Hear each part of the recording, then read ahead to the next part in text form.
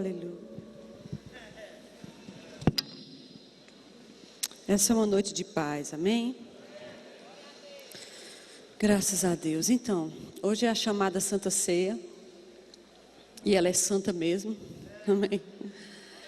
E nós estamos aqui para celebrar isso, para celebrar a nossa unidade, para celebrar porque somos nascidos de novo, para celebrar porque temos um lugar para congregar, para celebrar porque não somos perseguidos e mortos porque somos crentes, amém? Estamos aqui para celebrar o que Deus tem feito na nossa vida. Essa é a primeira Santa Ceia do ano, é a segunda? E nós estamos aqui para tudo isso, amém? Mas também estamos para receber a palavra, graças a Deus. Então, há uma coletâneazinha de versículos para hoje à noite. Vamos ver o que a gente consegue tocar, desde que a gente consiga construir uma linha que vai alcançar seu coração, amém? Eu particularmente, quando eu vou ter a oportunidade de ministrar no culto que seja, eu sempre fico pensando que as pessoas saíram de casa ou por desencargo de consciência, porque é crente, tem que vir na igreja no domingo, ou porque amam vir à igreja, não importa. As pessoas chegaram aqui. E uma vez chegando aqui, elas têm o direito de sair com alguma coisa, acrescidas de alguma coisa, amém? E isso é responsabilidade delas, de ter um coração manso e humilde para receber com mansidão a palavra de Deus, e é responsabilidade de quem vai dar a palavra. Então vamos ver se a gente consegue fazer um casamento bom hoje à noite. Você coopera comigo, eu coopero com você. Amém, queridos? Porque Deus sempre quer acrescentar alguma coisa. Deus não ajunta o povo para nada. Deus não é Deus domingueiro. Amém? Deus não é um Deus que tem que fazer uma coisa especial só porque é domingo e porque é Santa Ceia. Não, amado, Deus é um Deus de todo o tempo, toda hora na sua vida.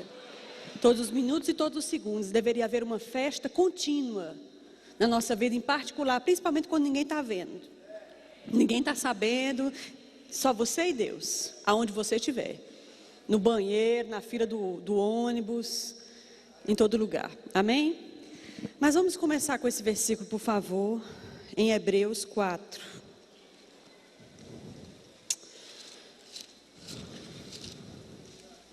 Vamos falar embasado nesse versículo, para começar. Hebreus 4, o versículo 14, diz assim: Tendo, pois, a Jesus, Filho de Deus, como grande sumo sacerdote que penetrou nos céus, conservemos firmes a nossa confissão. Porque não temos um sacerdote que não possa se compadecer de nós, nas nossas fraquezas, diga fraquezas. Antes foi ele tentado em todas as coisas como nós, mas sem pecados. Acheguemo-nos, portanto, confiadamente ao trono da graça, a fim de recebermos misericórdia e acharmos graça para socorro em ocasião oportuna.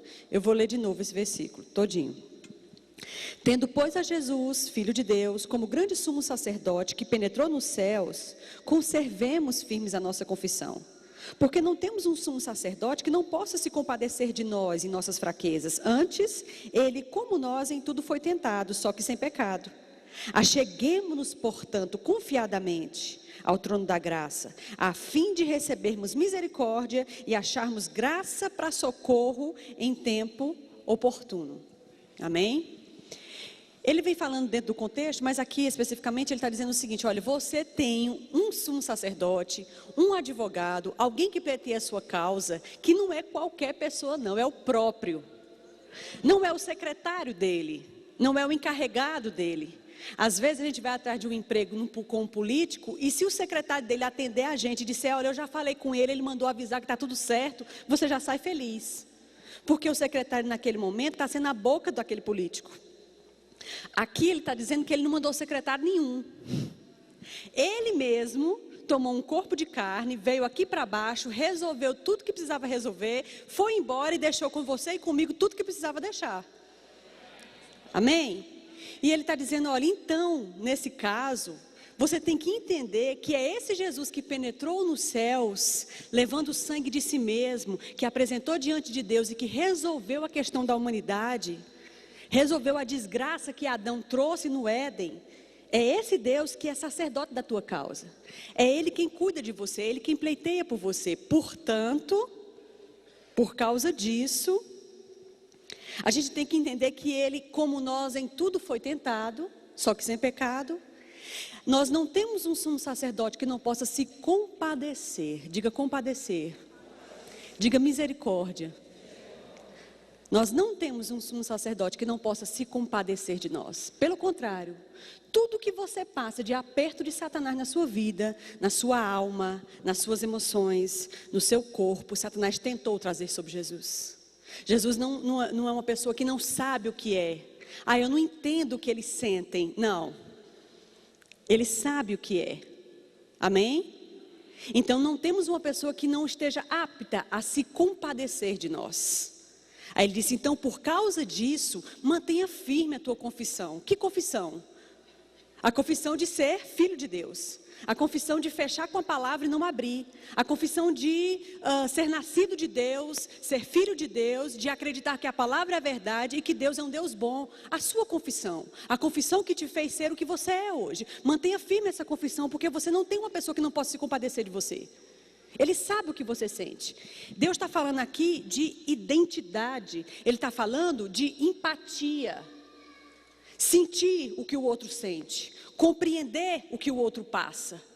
Esse negócio não ficaria bem feito. Essa redenção não seria bem sucedida se essa pessoa que veio fazer a redenção não passasse pelo que você passa.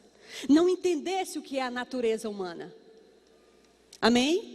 Não enfrentasse Satanás frente a frente. Não ouvisse Satanás falando no ouvido dele e ele tendo que botar força para não acatar. Alguém que não chorasse, que não tivesse fome, que não tivesse sede. Alguém que não precisasse de amigos. Alguém que não soubesse o que é a dor de uma traição.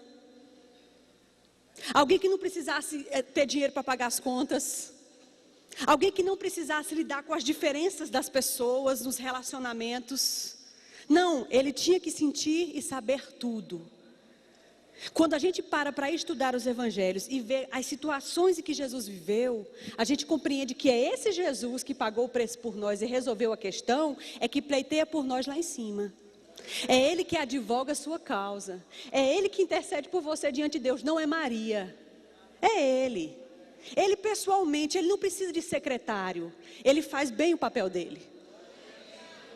Amém? Ele sabe o que está fazendo. Ele está dando conta do que ele veio fazer. E continua lá em cima, no que precisa ser feito. Aí ele diz, portanto, irmãos, entendendo isso, além de não soltar a tua confissão, se achegue confiadamente. Tenha confiança de que você é filho. Tão filho quanto qualquer filho. Que você não é mais um pecador, não é um verme. Que a gente não tem que estar se arrastando no chão, não tem que estar implorando uma coisa que já é sua. Que a gente tem que tratar Deus como um pai. É óbvio que você não diz respeito a seu pai. Isso não quer dizer que você não peça as coisas a seu pai, que você não peça permissão para algumas coisas. Claro que sim, isso vai do trato que cada filho tem com seu pai e do trato que cada pai educou seu filho a ter. Mas entendendo que Deus é um pai de acesso. Amém? Um Deus de acesso, um pai provedor. Amado, Ele não é aquele pai bêbado que chegava e batia na sua mãe, não. Ele não é aquele pai que botou uma mulher na cama da sua mãe. Ele não é aquele pai que você não conheceu. Não é aquele pai que foi embora e deixou a sua mãe se virando com todo mundo. Não. Ele não é aquele pai que não deixava faltar nada dentro de casa, dava tudo, pagava a feira, tudo de natural tinha, mas não tinha um beijo na sua testa. Ele não é esse pai. Às vezes a gente quer, e isso é natural, a gente quer fazer uma projeção e uma assimilação do que a gente entende aqui embaixo do que é pai. E cada um entende paternidade de acordo com a sua experiência pessoal. Entende? E às vezes é bem difícil a gente desvincular a nossa experiência pessoal com a pessoa de Deus Pai. Porque existe tanta deformidade na paternidade hoje, tanta bagunça, e não é só no mundo, é na igreja também às vezes. Claro, porque ninguém está perfeito. Comparar qualquer pai, amados, com Deus, ainda é uma falta de inteligência. Porque Ele diz, vocês que são ruins, sabem dar o que é bom a seus filhos, meu amado, imagine eu. Vosso Pai Celeste vai cuidar de vocês e vai guardar vocês e vai livrar vocês e vai dar a vocês todas as coisas que são necessárias. Se vocês andarem nos princípios, é só andar nos princípios. Vocês estão comigo? Tem um versículo no Velho Testamento que ele se lamenta dizendo assim: quem dera o meu povo me buscasse e andasse nos meus preceitos, para que eu pudesse fazer bem a eles e às gerações depois deles. Olha só, no Velho Testamento, amado, ele não estava falando com gente nascida de novo ainda não. Deus se lamentando: ai, quem dera que esse povo me buscasse. Eu só queria que esse povo me colocasse como prioridade na vida deles e obedecesse às minhas palavras, porque aí eu poderia fazer bem a eles e aos filhos deles depois deles. Ele está falando o seguinte: quando eu não ponho ele em primeiro lugar na minha vida e não obedeço os seus preceitos, eu impeço ele de fazer bem a mim e aos meus filhos depois de mim. E isso era um princípio desde a velha aliança. Vocês estão comigo? Ele está dizendo exatamente isso. Se você fizer a sua parte, nem pense duas vezes, porque eu vou fazer a minha mesmo. A minha parte você vai ter ela rapidamente. Na verdade, você tem respingos da minha parte, mesmo quando você não se acha fiel. Mesmo quando você não faz a sua parte, eu ainda estou lá do mesmo jeito. Mas quando você acordar, eita, aí você vai ver o que é o negócio. É isso que Jesus está dizendo. Aí você vai entender quão diferente é do seu pai terreno, o seu pai celeste. Ele disse: tendo em vista essas coisas, compreendendo elas, assimilando elas, crendo nelas, você pode se achegar confiadamente ao trono da graça, para que você possa alcançar misericórdia e obter socorro em tempo oportuno. Qual seria o tempo oportuno? No mínimo dos mínimos seria o tempo que você precisar. A gente pode chamar também do dia mau. Quando o dia mau te apertar, quando o dia mau me apertar, essa é uma boa hora, amado, para a gente precisar de socorro, não é? É uma boa hora para a gente precisar de socorro. É uma boa hora para a gente precisar de misericórdia. Aí isso me lembra aquele salmo que diz assim: o Senhor é o nosso socorro, Ele é o nosso refúgio, o nosso socorro em qualquer situação. O Senhor dos exércitos é o nosso refúgio. A Bíblia diz lá que então não temeremos, ainda que aconteça isso, porque há um rio cujas correntes alegram a cidade de Deus, o santuário das moradas do Altíssimo. Deus está no meio dela, ela não será abalada. Deus a levantará no erguer da manhã. As nações se embravecem, os reinos se movem, mas quando Ele levanta a sua voz, a terra se derrete. Ele faz cessar as guerras até o fim da terra. Ele quebra o arco, Ele corta a lança, Ele queima os carros no fogo. Então, aquiete-se, aquietai-vos, e na sua quietude você vai saber que eu sou Deus. É porque quando a gente está passando por um problema, tem um negocinho que não silencia dentro de nós de jeito nenhum, que é a nossa alma. As emoções ficam a mil, é como uma panela de pressão chiando. Qualquer hora vai explodir. E qualquer problema parece o pior problema que você já passou na vida. Porque Satanás, ele é expert em triplicar, em quadriplicar o tamanho real do que ele faz com a gente. Mas não é verdade. E a Bíblia está dizendo: quando você estiver sofrendo, quando o dia mau chegar, quando você perder o emprego, quando você descobrir que seu marido lhe trai, quando você perceber que sua esposa lhe traiu, quando uma filha sua aparecer grávida, quando você descobrir que seu adolescente está envolvido com droga, quando você perder um parente muito próximo, quando alguém lhe despejar da sua casa, quando um grande amigo lhe trair, enfim, no dia mau, seja qual for o dia, quando você descobrir que tem um câncer, nesse dia, você se lembra, você tem um pai. Esse advogado passou por você todas as coisas semelhantes a você e ele sabe o que é. Você não está lidando com uma pessoa que não entende você. Terrível coisa, amado, é não ser compreendido. Ninguém quer receber a ajuda de alguém que não entende você. Mas sendo entendido, a pessoa pode até não estar tão capacitada para te ajudar, mas ela compreendeu você, ela já fez 50% do negócio. Todo mundo quer ser entendido. E ele está dizendo: eu entendo você, eu compreendo você, eu sei o que é, eu estive aqui embaixo, eu vivi isso. Então não tenha medo de mim, não fuja de mim. Entenda que a sua resposta final, a sua resolução só vai estar em mim. É só comigo que você resolve esse negócio. Aí nesse teu dia mau, seja ele qual for, achega-te confiadamente ao trono da graça. Que trono? Não existe um trono aqui. Ele não está mandando você correr para o altar, por exemplo. Não, porque o trono de Deus está aqui, vamos se ajoelhar aqui. Não, não é isso que ele está falando. Existe um trono, um entronizar-se, não é? Existe um trono dele dentro de cada nascido de novo. Afinal de contas, quando nascemos de novo, ele entrou dentro de nós e ele veio ser Senhor. O Senhor tem um trono, então ele tem um lugar aqui dentro. Ele está dizendo, quando você estiver em apuros, antes de pensar no mundo todinho, você lembra, tem um trono dentro de você. E você precisa aprender a se achegar a este trono, porque é deste lugar que vai proceder o que você precisa. Sobre tudo que deve guardar, guarda o teu coração, porque é dele que vai proceder as saídas de vida que a tua cabeça está precisando.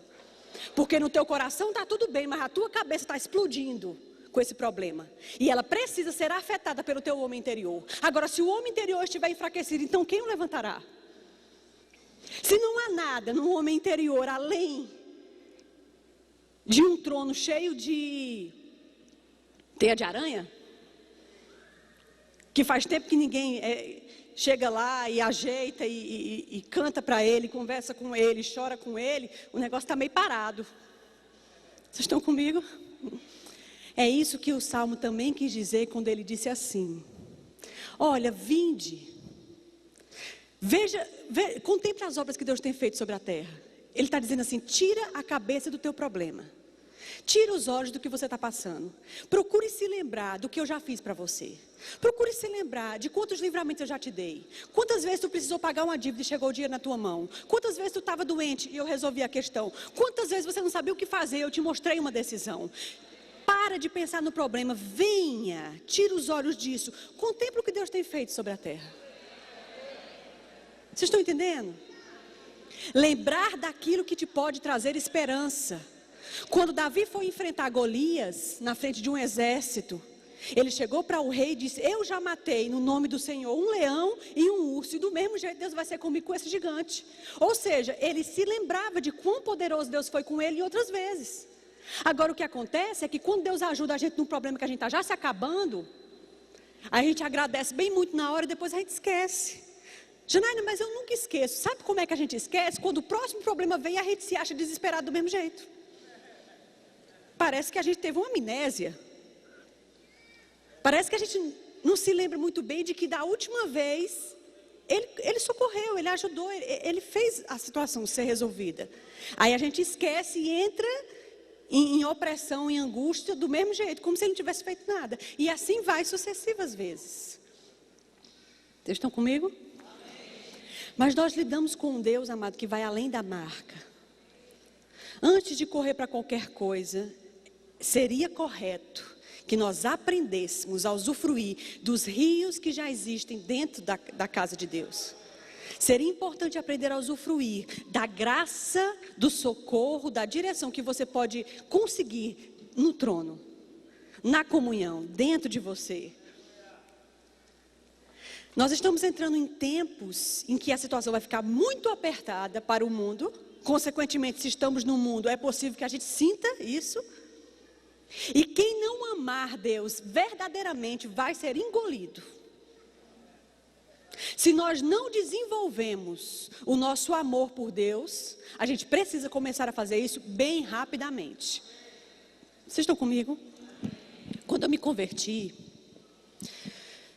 eu tinha 16 anos. Nessa época, pelo menos onde eu morava, as meninas era muito comum elas terem caderno de pensamentos. Não era nem diário, era caderno de pensamentos. E aí eu comprava o meu caderno de pensamentos. E eu colocava, ali você coloca tudo que você acha legal. É como o Face hoje, que o povo sai publicando a vida toda. Oh, meu amado. Vamos conversar. Se você não quer que uma coisa seja pública, por que será que você bota no Face? Porque só os meus amigos vão ver. E quem é que disse que é só teus amigos que vão tomar conhecimento disso? Não existe nada mais público hoje, amado, do que essa grande teia chamada Facebook. a gente colocar lá, todo mundo vai ver. Qualquer asneira que você publicar, todo mundo vai ver. E as pessoas vão saber quem a gente é. Por causa da bobagem que a gente publica. Cuidado. Tá? Então, eu estava falando sobre...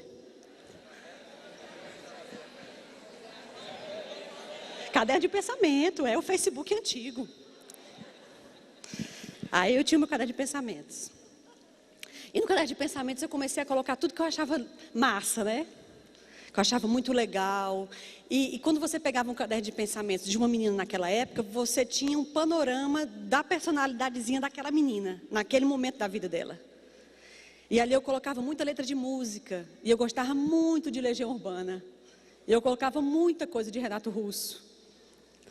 E eu tinha várias coisas, tinha fotos, eu fazia bem diversificado. Era bem interessante o meu caderno de pensamentos. Aí quando enchia um, eu comprava outro e assim ia. Eu tinha uns 3.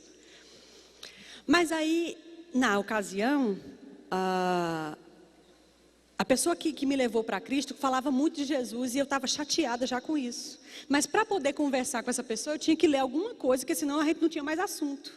E eu comecei a ler o Novo Testamento só de curiosidade para ter o que conversar com ele. E quando eu comecei a ler de Mateus, eu fiquei impressionada, porque eu fiquei pensando, por que ninguém conta isso? Por que ninguém disse isso aqui?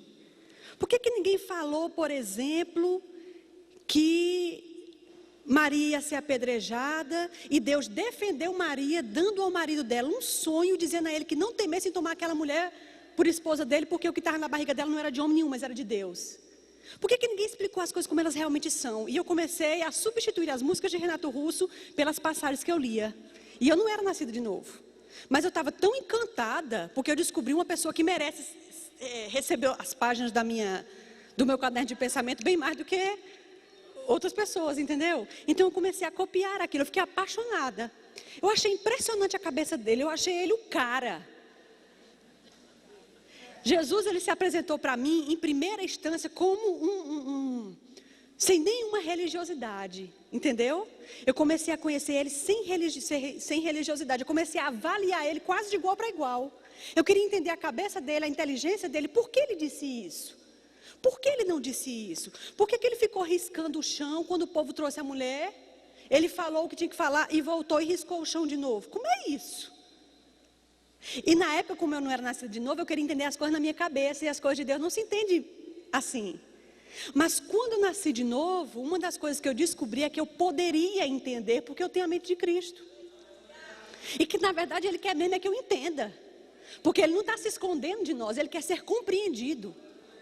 Ele quer ser compreendido, Ele quer que você saque o porquê das coisas. Entendeu? Ele quer deixar a charada para você matar.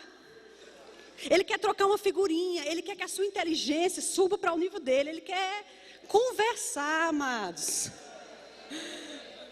Entendeu? Ele quer correspondência, é melhor do que Facebook.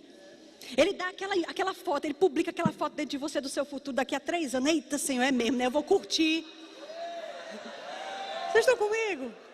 Não, eu não posso deixar de fazer um comentário nessa foto. Vixe, que coisa, Senhor, tem certeza? Tem, meu filho. Mas, Senhor, como é que se vai dar isso? Não se preocupe não, meu filho, que vai dar tudo certo. Senhor, que coisa linda. Aí ele vai dizer, mas não publica agora não. Espera um pouquinho, deixa só entre nós dois, só. Amém, queridos? Deus não é um Deus difícil de se alcançar. Pelo contrário, Ele veio aqui embaixo, foi para se esborrachar mesmo, para conhecer a gente. Para deixar a gente conhecer Ele.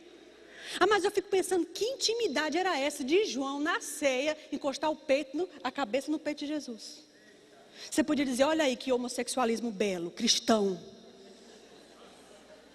Não, amados, tinha homossexualismo nenhum ali. Aquilo tinha muito era amor e respeito. E se você sabe, João, o apóstolo, ele era o mais jovem do grupo, ele era jovem. Jesus não era um homem tão velho. Jesus, pelo contrário, era mais novo do que eu, muito ainda. Ele tinha 33. 33 é uma pessoa muito jovem. 30, 31, 32, 33 é muito jovem, amado. Está começando a vida. Não é? Graças a Deus. E aquele homem encostou a cabeça no peito dele. Senhor, quem é a pessoa que vai te trair? Ó, pedindo um segredo a ele. Senhor, diz aí quem é a pessoa que vai trair. Aí tu pensa que ele disse assim, menino, tu é muito guri ainda. Agora não. Não, ele disse, é aquele que molhar comigo o pão. Vê mesmo, ó, vai acontecer agora, ó. Olha só, sucesso, amados. Sucesso. Compartilhando, deixando saber o coração dele. Vocês estão comigo? Amados, é tão interessante essa compaixão, essa misericórdia do caráter divino sendo mostrado para a humanidade em tudo que ele fazia. Teve uma ocasião, por exemplo, que tinha um cego de nascença. E ele passou por esse cego e ele curou esse menino.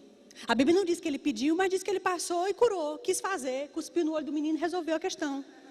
E o menino começou a enxergar. Só que ele esmolava há muito tempo ali cego e todo mundo conhecia ele. Então quando ele começou a enxergar, o povo ficou maravilhado. Aí a primeira coisa que o povo fez foi levar ele para os fariseus. Aí quando chegou lá, os fariseus começaram a interrogar o menino. Eu sei que passaram aquele dia todinho em interrogação com aquele menino. Mas me conte como foi. Olha, foi assim, ele pegou o lodo, cuspiu, fez barra, botou nos meus olhos, mandou eu me lavar. Não, mas fale de novo como é isso, porque eu não estou acreditando. Chama os pais do menino. Aí chamaram os pais do menino. E a maior decepção do menino foi ver que os pais não puderam defendê-lo. Porque quando chamaram os pais do menino, os pais sem querer, temendo ser expulsos da sinagoga, disseram, não, ele já é de maior, pergunta a ele mesmo que ele responde. Ou seja, se omitiram. Os próprios pais, amados, se omitiram na defesa do menino. Não, ele já é de maior, pergunta aí a ele. Ou seja, que não quebre em cima da gente. Aí foram lá e perguntaram a ele de novo, diz aí de novo, vocês querem saber de novo? Por quê? Vocês querem se converter à doutrina deles? Aí eles ficaram chateados com o menino. E o menino ainda deu uma lição de moral a eles. Sabemos que Deus não ouve a pecadores, mas aquele que teme ao Senhor e se humilha, Ele ouve. Aí eles ficaram chateados, expulsaram o menino. E a Bíblia diz assim, encontrando-o Jesus. Quem encontra é porque procurou. É possível que Jesus tenha ouvido falar que o menino sofreu perseguição depois de curado. É possível que Jesus tenha sabido por uma informação divina que nem os pais quiseram pagar o preço pelo menino diante das autoridades. Aí ele, mesmo tendo curado, ele poderia ter pensado, talvez como eu e você, já curei ele, o menino já nasceu cego e agora vai enxergar para o resto da vida, já está bom. Mas ele é um Deus que vai além da medida e procurou encontrar o menino. Depois que o menino foi expulso da sinagoga, ele achou ele e disse, olha, se eu não me engano, deixa eu me lembrar do texto. Ele disse, tu crê no Filho do Homem que adivina, lá, Senhor, quem é ele? Se eu ver, eu creio. Quem é ele? Sou eu que estou falando com você. Mas você conta nos dedos as pessoas que Jesus se apresentou como Cristo. Mas ele sempre se apresentou para os pequeninos. Parece que os menores dos menores. Ele gostava de dizer, sou eu o Cristo. A gente não entende o que é ouvir da boca de Jesus que ele era o Cristo, porque a gente não é judeu e não entende o contexto da época. Mas toda a nação judaica estava esperando esse tal desse Messias. O povo estava todo agoniado, que hora esse homem vai chegar, que vai redimir a gente, que vai tirar a gente desse cativeiro do povo de Roma, que hora que vem remir a gente, que hora que vai cumprir o que os profetas disseram. E na verdade o Messias já passeava no meio deles e eles não entenderam. Mas quando uma pessoa ouvia da boca dele, eu sou o Messias, Jesus estava dizendo assim, eu vou compartilhar com você em primeira mão. Só por causa da minha compaixão a você. E ele procurou o menino e disse, eu sou o Messias. Vocês estão comigo? Tinha uma mulher encurvada e no dia de sábado ele pegou e curou a mulher no dia de sábado. Aí os fariseus se levantaram e disseram, não é lícito curar no dia de sábado. Jesus poderia ter silenciado e ter virado as costas e ter saído. Afinal de contas, aquela mulher já fazia 18 anos que era encurvada. Não foi curada? Já está bom. Já estava bom. Mas não, ele fez questão de defender a mulher. Ele disse, se uma ovelha de vocês cair hoje, no dia de sábado, num precipício, vocês não vão pegar não? Se ela se perder hoje, vocês não vão procurar não? Pois é, aí vocês vão atrás de uma ovelha, que é um bicho que é hoje, não é amanhã, e eu não vou curar uma filha de Abraão que há 18 anos está aprisionada. Só sendo mesmo. Está entendendo? Muito interessante. Em outra ocasião ele estava num jantar, todos os paparazzi estavam lá. O dono da casa todo cheio, porque Jesus aceitou vir na casa dele e tal. Aí uma mulher entrou escondida, ele estava sentado na mesa, todo mundo olhando para Jesus, ele era o centro das atenções. E aí a mulher veio, quebrou o perfume, escorreu. Depois veio para frente, chorou nos pés, lavou com lágrima, pegou os cabelos e passou nos pés. E todo mundo observando a cena. E eu acho interessante que naquele momento, não somente ele elogiou a atitude da mulher publicamente, que só isso já era suficiente, talvez, mas para ele queria ir além. Ele ainda queria provar e mostrar para aquelas pessoas que aquela mulher estava mais certa do que eles. Entende? Não somente dizer, muito bem, filha, você está me ungindo para o sepulcro. Muito obrigado, o que você fez é maravilhoso. Não, isso não bastava para ele queria ir além. Diga assim, Jesus quer ir além. Ele sempre vai querer ir além. Ele sempre vai querer fazer infinitamente mais além do que pedimos ou pensamos. Se a gente deixar, amado, ele vai fazer tudo bem direitinho. Ele vai socorrer você na virada. Ele vai justificar as tuas causas. Mas se ele precisar dar um sonho para convencer as pessoas que você está certo, ele pode fazer, porque não tem problema nenhum para ele. Agora a questão é, se achegue confiadamente, não largando a sua confissão, ao trono da graça. Para que você possa achar socorro e misericórdia no tempo oportuno. Amém? É um Deus que vai além da marca. Um dia ele estava andando com um propósito específico para chegar num lugar específico. Mas enquanto ele estava no caminho, ele observou que ali ao longe ia passando o enterro. Ele parou o propósito dele, foi lá, tocou no esquife, levantou o rapaz que era o único filho de uma mulher viúva, ou seja, essa mulher não tinha mais nada. Depois que perdeu o filho, viúva, não tinha mais nada. Mas ele ainda fez questão de dar uma levantadazinha no rapaz, entregar para a mãe e seguir o seu curso. Vocês estão entendendo? Além da média, além da medida. Eu acho isso tão lindo. Aí eu lia essas coisas, eu ficava impressionada. E eu ficava me perguntando, por que ninguém me ensinou isso na missa? Por que ninguém contou isso? Ou quando conta, parece que conta tão assim que eu não enxerguei dessa forma. Sabe o que é isso? Pesquisar as escrituras. Descobrir o que está lá, com fome de comer o negócio, entende? De entender o que é, por que foi, que pessoa é essa, que homem é esse. Amém, queridos? O primeiro milagre de Jesus não foi curando ninguém. Isso não quer dizer que no caminho para o casamento não tivesse um coxo no meio da estrada, um cego. Não é possível que ele não encontrou com nenhum doente. Mas ele estava numa festa, porque Jesus era um homem sociável. E a mãe dele avisou, meu filho, faltou vinho. Aí ele decidiu que ele ia começar trazendo alegria para a festa. Mandou encher as talhas d'água, transformou tudo em vinho. Foi o melhor vinho que já se tomou naquela região. E ele quis inaugurar o processo dele fazendo dessa forma. Foi uma opção. Vocês estão entendendo? Dando a entender alguma coisa para o bom entendedor. Ou seja, eu sou um Deus que celebra contigo tuas festas. Aquilo que é uma festa lícita, que é uma etapa lícita de vitória tua, eu quero celebrar contigo dando vinho. Não é assim? Eu quero celebrar com você. Você conquistou, você trabalhou, sei lá, você está casando, você está se formando, você quer dar os 15 anos de sua filha, você quer terminar o Rema Brasil com honra. Eu posso dar a você o vinho da festa. O último vinho ainda vai ser melhor do que o primeiro. Ele está querendo dizer, amados, eu estou com você. O que é necessidade tua se torna minha. Você não entendeu ainda. O que é necessidade tua se torna minha. A minha alegria é dar o que você quer. Diga o que é que você quer. Vem, chega. Diga o que é. Agora, sabe por que a gente olha com cara de vaca nova? Ou é a cerca que é nova e a vaca é velha? É porque a gente não tem relacionamento com ele e acha que tudo é uma história bem bonita que se conta na igreja. Mas, na minha vida, eu nem sei como é que é esse negócio aí. Quando a gente diz assim, irmão, pratica a palavra, a gente não está dizendo nada mais do que, quando você deixar de ouvir as coisas aqui no culto, que você gritar e der aleluia bem muito, quando tu for para a tua casa e for a hora do vamos ver, do preto no branco, lembra do que ouviu. E tem coragem de tentar começar a botar em prática. Amém? Lembra que na hora que Satanás te apertar de todo lado, você tem um pai. Desamparado, amado, você não está, você já saiu do desamparo. Isso é uma vida passada. Se nasceu de novo, do desamparo você já saiu. Existem explicações sobre a tua situação que Deus quer dar pessoalmente a você. Ele não tem que fuxicar a sua vida a ninguém, a não ser que você esteja moco. Aí ele tem que falar com alguém para te ajudar. Mas ele quer explicar para você por que isso está acontecendo. Quando foi que isso começou? Qual é a raiz desse negócio? O que tu pode fazer para ir lá na raiz, cortar lá embaixo? Ele quer explicar para você, afinal de contas, comunicação é tudo. Ele desceu aqui embaixo para restaurar a comunicação. Amém? Eu gosto desse assunto de comunicação. Deixa eu olhar aqui meus escritos para ver se eu não vou esquecer nada. Vamos abrir em Marcos 4. Eu li esse versículo quando eu ensino o ofício do mestre. E eu acho esse versículo tão lindinho.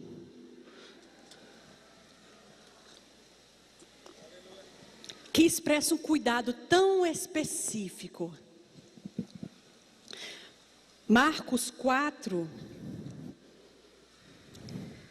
33. Diz assim, Marcos 4, 33. E com muitas parábolas semelhantes, lhes expunha a palavra, conforme o permitia a capacidade dos ouvintes. E sem parábolas não lhes falava nada, contudo, porém, tudo explicava em particular aos seus próprios discípulos. Esse versículo expressa cuidado com dois grupos. O primeiro, ele diz assim, e com muitas parábolas semelhantes a essa, que é o que está mais acima do versículo, com muitas parábolas semelhantes, ele ensinava ao povo. E sem parábolas não lhe falava. Ele falava de acordo com a capacidade daqueles que ouviam. Esse é o primeiro cuidado. E o segundo cuidado é, mas tudo em particular, explicava aos seus próprios discípulos.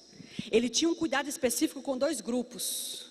Para o povo, para que o povo pudesse entender a grandiosidade do que ele estava falando, primeiro, ele se utilizava de parábolas o tempo todo, ou na maioria das vezes. E segundo, só falava de acordo com a capacidade do ouvinte.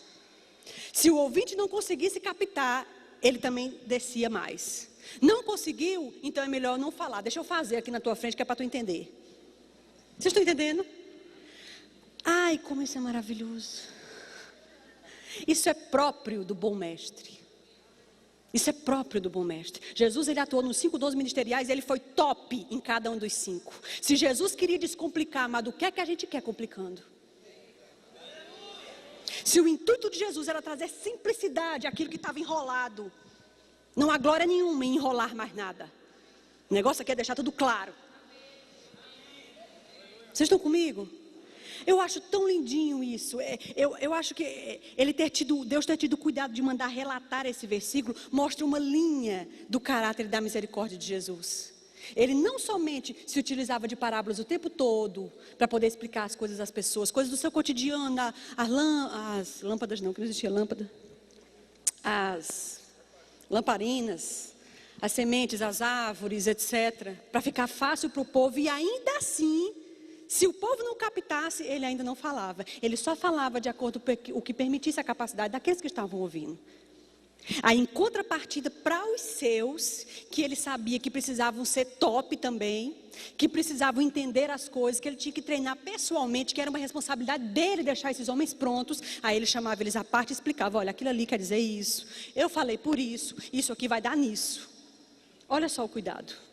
Vocês estão comigo? Há povos e povos, e ele sabia tratar tanto um quanto o outro. E isso fala de um Deus que quer se comunicar e quer explicar as coisas.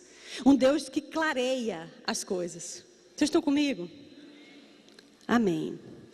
Eu acho que está perto de eu terminar, porque vai ter a ceia. Se eu não me engano, eu acho que é essa hora mesmo. Mas eu só queria que a gente pudesse... Eu não digo... Realmente o termo não é humanizar Jesus. Não é isso.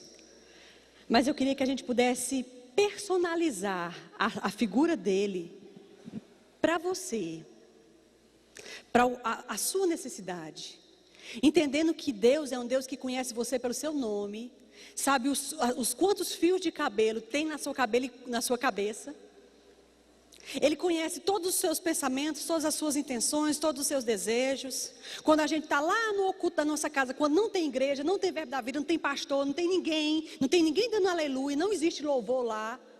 Ali você está sozinho no seu dia a dia, um contexto que talvez ninguém conhece você. Naquela hora, Deus é Deus e Ele é seu Pai e Ele entende tudo que você está passando. Tentar, amado, começar um relacionamento pessoal com esse Deus que já levou você ao novo nascimento, seria bem válido. Seria bem importante. Aprender a chorar para Deus. Aprender a fazer terapia para Deus. Entendeu? Conversar com Ele, contar para Ele, chorar com Ele. Se lamentar e falar as besteiras que a gente fala quando está chateado, quando está triste, quando está decepcionado, com Ele. Sabe? Ao invés de sair publicando, ou sair falando, ou contando para todo mundo. Mas, Senhor, eu estou chateado com fulano, porque fulano, olha, é isso. Aí você pode malhar. Porque fez assim, eu me senti assim. Tu viu, né, pai? Tu viu, aí foi assim, assim. Mas, Senhor, me ajude a ver diferente. Me ajude a agir como você agiria nessa situação. Eu sei que eu posso, porque eu sou filho. O filho nasceu para imitar o pai, então me ensine como é. Eu quero não me fechar para a forma certa de fazer dentro dessa situação. Não fuja dos desafios que querem fazer você uma pessoa melhor. Eu vou repetir isso. Não fuja dos desafios que querem fazer de você uma pessoa melhor. Não se furte o direito de crescer. Você tem o direito e a obrigação. Eu tenho o direito e a obrigação de ser uma pessoa melhor. Mas para que eu melhore, vão haver situações para me treinar. E eu preciso saber me mover nessas situações. O que é do diabo, você repreende. O que é divino, você recebe. O que é humano, você treina. Amém? E no final das contas, tudo vai dar certo. Tudo vai dar certo. Não temos um Deus que não possa se compadecer de nós, porque como nós, em tudo foi tentado. Ele sabe o que é passar necessidade. Não que ele passou necessidade, assim, teve fome, mas ele teve que comer, ele teve que pagar, ele teve que dar suporte àqueles homens. Ele sabia o que era depender de Deus para viver aqui embaixo. E deu certo demais na vida de Jesus. Vai dar com você. Vai dar comigo, amado. Você não está sozinho. Você não está sozinho. Eu vou só ler o versículo, por favor. Esse aqui eu acho muito importante. Eu quero que você abra em João 13, o Evangelho de João, do versículo 13. Eu vou terminar com esse aqui.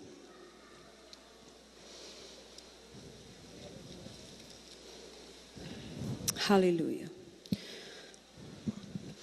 13 no versículo 1. Diz assim: Ora, antes da festa da Páscoa, sabendo Jesus que era chegada a sua hora, olha aqui o que é que Jesus sabia. Que era chegada a sua hora de passar deste mundo para o Pai. Tendo amado os seus que estavam no mundo, amou-os até o fim. Durante a ceia, tendo já o diabo posto no coração de Judas Iscariotes, filho de Simão, que traísse Jesus, e este, Jesus, sabendo que o Pai tudo confiara em suas mãos, e que ele viera de Deus e que voltaria para Deus, ele levantou-se na ceia, tirou a vestimenta de cima, tomou uma toalha e cingiu-se com ela, depois deitou água na bacia e passou a lavar os pés dos discípulos e enxugar-lhes com a toalha que estava cingido. Vamos observar isso aqui. Primeiro, estava chegando a Páscoa, a festa, era chegada a festa. Jesus sabia que era chegada a sua hora de passar deste mundo para o Pai. Ele também sabia que Satanás já tinha proposto no coração de Judas para traí-lo. Especificamente nesse momento ia começar essa situação. E ele também sabia que o Pai dera tudo a ele. Ele sabia quem ele era. Ele sabia de onde ele veio e para onde ele voltaria. Consciente de todas essas coisas, foi que ele conseguiu se dobrar como se dobrou, ao ponto de lavar os pés dos discípulos, que não eram pezinhos limpos, não era qualquer pezinho, não existia sapato fechado como você tem hoje, as estradas não eram como as que nós temos hoje, era uma sandália rasteira com muita poeira e muita sujeira. Não estou querendo dizer que os discípulos eram sujos, eu estou querendo dizer que mesmo que eles tivessem tomado banho há pouco tempo, eles deviam estar pelo menos empoeirados. Amém? E Jesus não precisava fazer aquilo. Agora eu fico perguntando, quantas ceias Jesus não teve com eles? Quantas vezes Jesus não comeu com eles? Quantas? Mas ele sabia que aquela era a última. E como líder do grupo, ele queria fazer uma coisa especial, que marcasse na última hora. Ele queria dar aquele último ensinamento que ficasse com o povo. Mas ele fez isso sabendo que no meio daqueles que ele ia lavar os pés, tinha um que ia trair ele daqui a 10 minutos. Ele fez isso sabendo que a hora dele morrer estava chegando. Ele fez isso sabendo quem ele era. Às vezes, para você se dobrar na situação e se humilhar diante de uma situação, só faz isso bem feito quando você sabe quem você é. Entende? Que você não é o verme desse mundo, que você não é um miserável, e está vendo, todo mundo pisa em mim mesmo, eu tenho que ceder para todo mundo mesmo, todo mundo pisa em mim, porque eu sou assim mesmo, eu sou um miserável, ninguém me valoriza, não. Para se curvar bem feito, você só faz sabendo quem você é. Jesus não se curvou ali como um coitadinho, um infeliz, deixa eu lavar aqui os pezinhos deles. Não, ele sabia quem ele era, que era filho de Deus, que estava terminando a obra, sabia e conhecia que havia um traidor no meio, mas tratou ele como qualquer outro todo o tempo. E com isso, com essa consciência, ele conseguiu fazer tudo que foi fazer. Então ele se cingiu com a toalha, botou água na bacia e ele lavou os pés de todo mundo. E quando ele terminou, ele disse: vocês entenderam o que eu fiz? Eu fiz isso como exemplo para que vocês também façam uns com os outros. Ele não quis dizer todo culto de vocês saia lavando os pés de todo mundo. Ele está dizendo, tem uma atitude de lava-pé com as pessoas todo o tempo. Tem uma atitude de saber quem você é. Tem uma atitude de saber que você veio do Pai e você volta para o Pai e você não vai levar nada daqui. Nada daqui. Todo o bem que você fizer para as pessoas, se elas não receberem, isso volta para você. Toda plantação, ela é justificada. Vocês estão comigo? Porque isso volta para você, seja ela boa ou seja ela ruim. Entenda quem você é, saiba que você é filho de Deus, não solta a tua confissão e lava o pé do povo. Preferi-vos em honra uns aos outros, reconhecendo o chamado das pessoas, elogiando as pessoas verdadeiramente. Não é às vezes como uma mulher faz com a outra: menina, teu cabelo ficou tão bom. Sabendo por dentro, vixe, ficou horroroso. Como é que essa mulher faz um cabelo desse? Vocês estão comigo?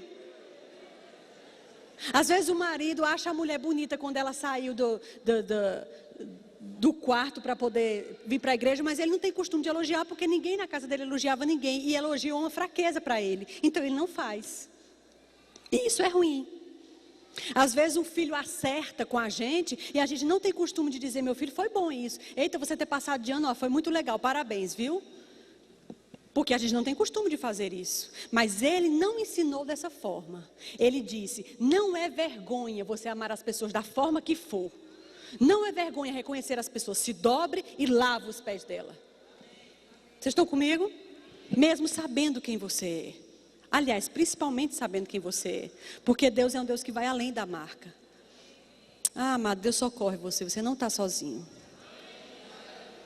Nós precisamos desenvolver um relacionamento mais pessoal com Deus. A gente precisa orar em línguas mais. A gente precisa reconhecer Ele como aquele amigo que vai entrar na hora da fraqueza, da angústia, do problema, mais do que qualquer outra pessoa. Qualquer coisa que outra pessoa lhe socorra num momento como esse, ela só lhe socorreu por causa da mão de Deus através dela. Somente. Amém? Eu não quero dizer com isso que a gente não deve procurar a ajuda das pessoas. Devemos sim, claro. Mas sabendo que é Deus quem vai resolver a questão. Não temas, pequeno rebanho, porque a Deus aprove dar-vos o reino. E o reino não é qualquer coisa, é muita coisa. Vamos ver se a gente consegue botar isso em prática na hora do vamos ver na nossa vida. E não apenas achar uma mensagem bonita na igreja. Mas na hora do vamos ver, a gente buscar o trono da graça. Se achegar dentro da oração. Conversar com Ele, pedir a Ele a resposta, chorar para Ele. Amém? Vamos orar? Senhor, nós nos colocamos diante de você nessa noite e nós entendemos e queremos entender que você é um Pai bom e zeloso e que não nos deixa só. Não há nada que a gente tenha passado nessa vida que você não saiba o que é, que você não pode se compadecer de nós, não, pelo contrário. Você é um Deus de toda misericórdia, a sua misericórdia nos alcança como uma flecha no alvo. Obrigada, Senhor, muito obrigada. Nós queremos, Jesus, entender quem é você. Quem é você?